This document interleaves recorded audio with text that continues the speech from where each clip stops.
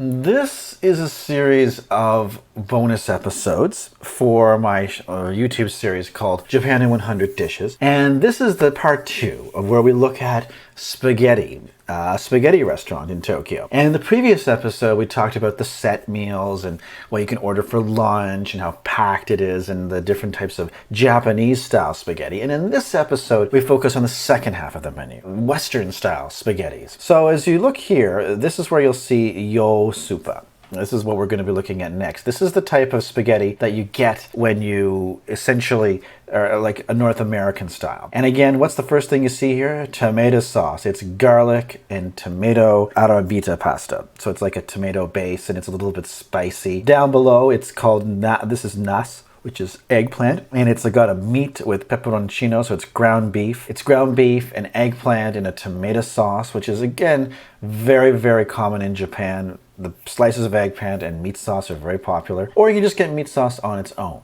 That's another popular option. Down here, the next one, this is grilled cheese. So it's literally going to be a cheese put on the top and under the grill with eggplant in a creamy meat sauce. So I guess they just added a bit more milk products. This is again another very popular one. Pepperoncino, this is what this says right here. Pepperoncino is traditionally, now this is the Spajiro pepperoncino.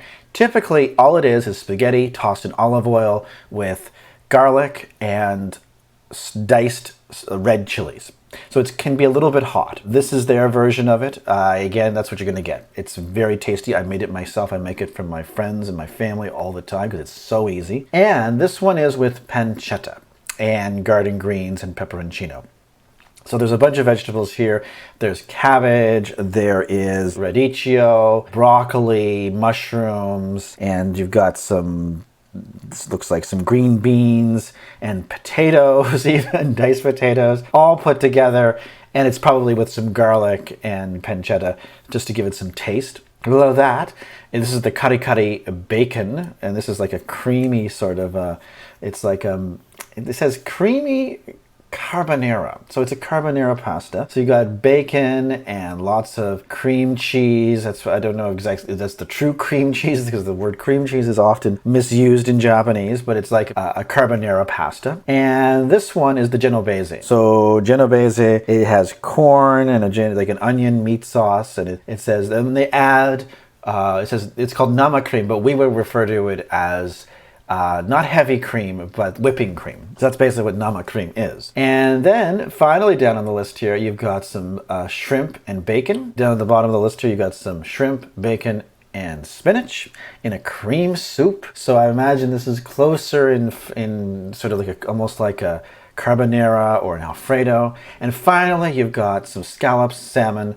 all mixed together in a cream sauce. So again, it's almost like a seafood pasta. And that's what you can expect when you go to a chain restaurant. Now, they do have other things. They've got salads. So they've got like a choice of salads, which I won't go into here, but it's probably like some tuna salads and things like that. And they also have a side menu. And the side menu has things, it looks like karaage, so deep fried. And that'll probably depend on the location as well. Down here, you also have the dessert of the day. And it will have a drinks. You can order alcoholic things like wine, sangria. The wine is probably not gonna, it's probably from Yamanashi or some cheap Italian wine. But yeah, this is what the restaurant looks like. It's lots of sit-down seating for businessmen because they're all by themselves. Again, this open concept of a kitchen is very common in Japan. So you can see them making the pasta for you. Wherever you go in the Tokyo area, you're gonna find lots of different spaghetti places. And again, this is why I mentioned this. All the things are here, but they're all written